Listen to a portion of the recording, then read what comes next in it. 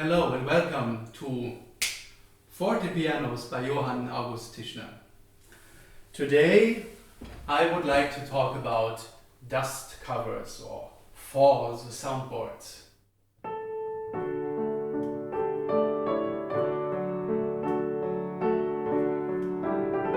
So what's that? Well, when this piano came to me, I opened the lid and I tried to insert one of the two lid sticks which came with the piano, which might or might not be original. They both have the same diameter, and so I took one of them and I raised the lid, and ideally you find very easily the hole where you have to put the stick inside, and then I wanted to put this into a little wooden piece which actually is here in the cheek of the piano, and I realized it doesn't fit. So the first assumption was, you have to put it next to it, actually on the wood rather than on that pin, because the stick was lost. Somebody remade a stick is a little bit too big, doesn't fit. However, then came a few more things into my mind which made me wonder a little bit. So that same kind of part of wood which is found on the cheek is also found here on the exact opposite side. You can still see the glue parts, but the piece itself is lost. And then, if you go around the perimeter of the instrument, you find actually little brass pins which stick out about 12 millimeters out of the walls and are above the soundboard at a height of roughly 4 centimeters. What are they for? To support a so-called faux soundboard, where you have a piece of wood going actually across here at the front, and then 2 pins here and 2 pins here. It's a wooden cover which basically covers all the strings. And now the question is, of course, why would you do that? So this topic is actually very interesting and there's not much written about it. I have found most of the information in the very nice book Company of Pianos by Richard Bernard. It's a description of instruments in the Fincox collection in England.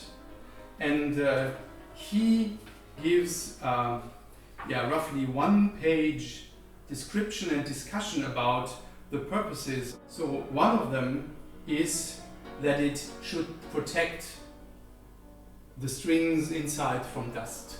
You find a lot of pianos where actually there are holes everywhere around that false soundboard, which would have been easy to close them, but they were not. And there are even soundboards which leave open considerable part of the bass part and so on.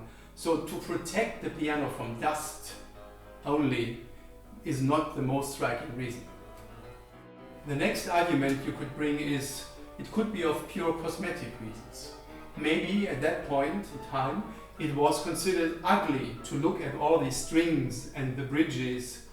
Well, I would say nicely polished strings actually look very nice, and if they shine in the light, brass strings, iron strings, but of course tastes are different, and also it was considered that maybe people are rather distracted or even find it ugly if they see things move like dampers or even the hammer striking. So it was considered to look like the guts of the instrument, and it should be rather covered.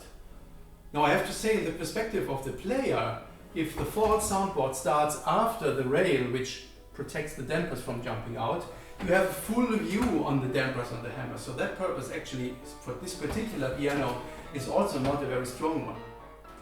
A further argument is that it should reduce mechanical noises. And as we will see later in this video, I have the feeling that while the mechanical noises of the mechanics itself are maybe the same, and the noises which come from the keyboard, maybe the very distinct touch of the leather covered hammers on the strings, and especially the noise which the dampers do when the felt touches the strings and is raised from the strings, that this sound might get very much damped. But you have to judge yourself. Finally, Richard Bernard concludes that the most likely purpose of these dust covers, or better to call it false soundboard or filtering soundboards, are truly acoustical ones. It does something to the resonance. So the soundboard radiates, of course, all the frequencies which are transmitted from the strings via the bridges. The sound somehow is then trapped between the soundboard on the top and the real soundboard, and so there is bouncing back of sound and more traveling of sound between these two soundboards. But then somehow the resonance and the richness of some notes are changed. Especially I have the feeling in this piano, which has a little bit of a woody treble,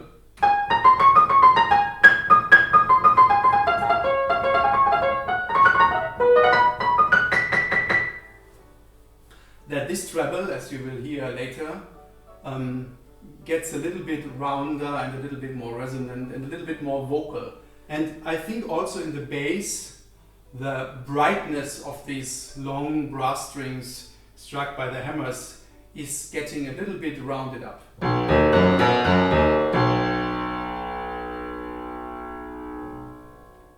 One particular aspect is interesting now.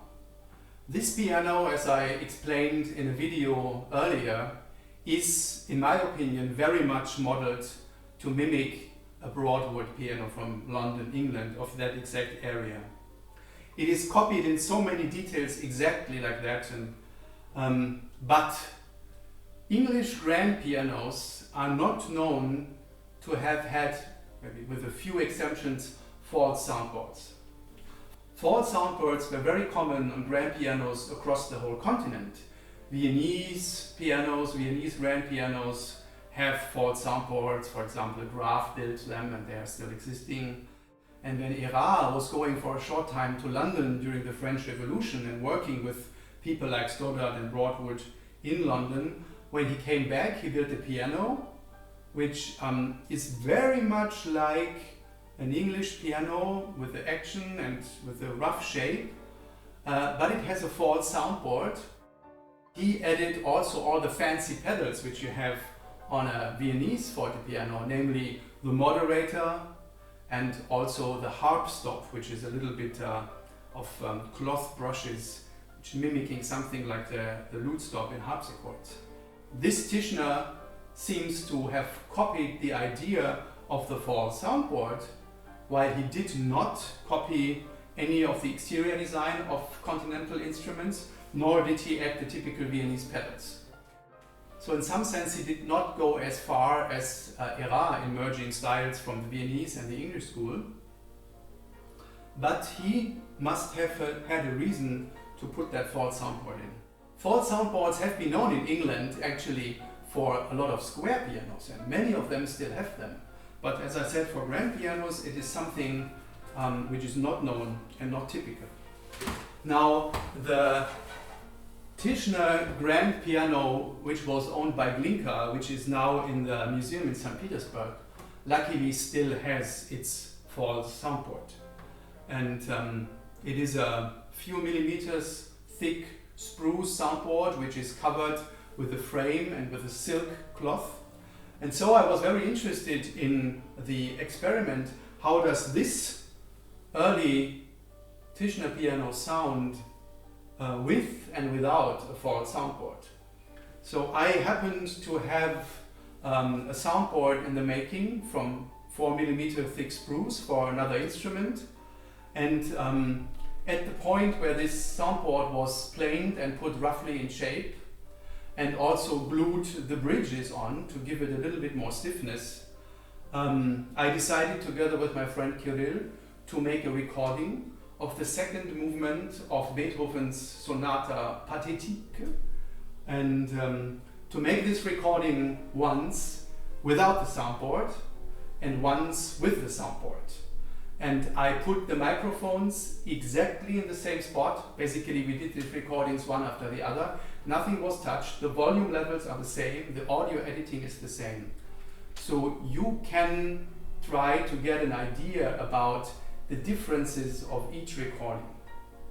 We personally find that the version with the soundboard for this particular piece was the better one. So here actually you can find the full high quality recording of that second movement of Sonate Pathetique.